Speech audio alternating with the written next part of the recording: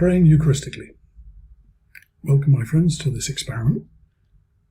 I'm going to attempt to give some brief introductory thoughts on what I think that we're doing as we follow this strange experimental path into praying Eucharistically. But first, let me explain a little bit about my background. I am, as you can see, in an hotel room, actually in Mexico City, which is where I have the privilege of riding out the storm that you are, so many of you, in far worse places to be.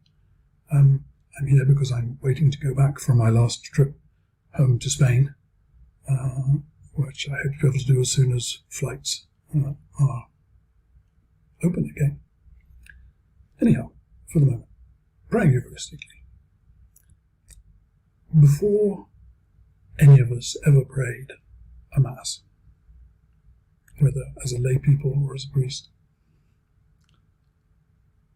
there is a reality that's going on which is much bigger and more important than any of what we do.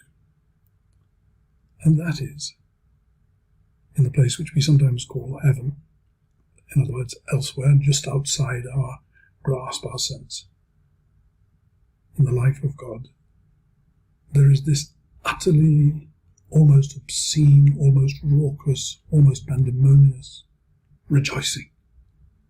Notice I've used bad words because they're naughty words. And this is so much more than anything that we could even come up with in terms of transgressive joy.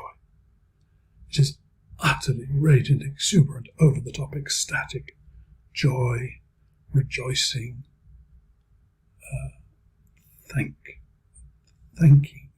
thankfulness.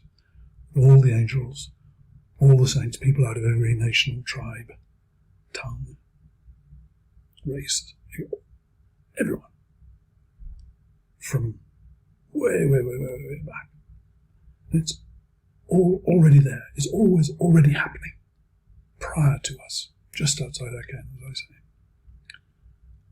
And what are they celebrating? They're giving thanks and praise to the Lamb standing as one slain on the altar, which is also a throne, the sign of one who came amongst us, gave himself up to death for us, so as to open up the possibility of us taking part in the new creation. And it's that utter rejoicing of us being sucked into the effervescent life of God that is what is outside and prior to and the secret dynamic of every Eucharist. What we're doing when we respond to that in the Eucharist is allowing ourselves to be gradually inducted into, sucked into, enfolded into that worship, allowing ourselves to become present to the presence, if you like.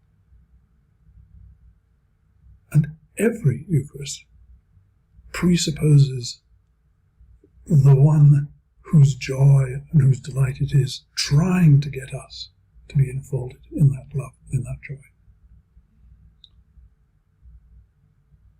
This is possible because we are all who are baptized priests, that we all share in the high priesthood of the one high priest, which is why we're able to stand in the holy place together and take part with the angels and saints, which in the old temple was the privilege only of the high priest, not of the others. But because we are that high priest, we all do that, which is why when it comes to the Holy, Holy, Holy in the Mass, we're simply singing the words that the high priest heard when he heard the seraphs sing in the holy place. Okay, what normally happens in the Eucharist is that we have a more or less ordered response to that reality. And the ordered response is organised by presbyters, people like me who've been ordained, who are supposed to help provide structure and order to make this response more alive, to actually help it to happen. At the moment, as you can tell, we're a bit of a crisis on that front. A, because none of us can meet together presentially to have liturgies, and B, because of a shrinking number of ordained priests anyhow. But what I'd like to do, exercising my priestly order as it were, is offer you a structure and see whether it works. To see whether we can all exercise our priesthood together, each one of us in our own homes, praying the Eucharist as the priest we are, following a certain structure together, and then with a homily from an outside preacher, for the moment me, but soon enough, no doubt, others better qualified, so that we can learn together to share more fully in the joy which is wanting to give itself away to us, which is why Christ wanted to come into our midst, so as to enable to share the joy that was his from the beginning and take us into fullness of life. So, what I'm going to be proposing is to do, apart from the texts which I've put up, which I hope will give us a basic structure, is also to record a few short videos explaining what I think is going on in each part, so as to give you some sense of what at least I think I'm doing when I pray this. You may have much better ideas, in which case, please, do what you think best. This is not a competition. No one has a monopoly on what is right in this. We are working out together how to stretch our obedience to our Lord's instruction. Do this in memory of me, in a time and a place when none of the usual rules seem to apply.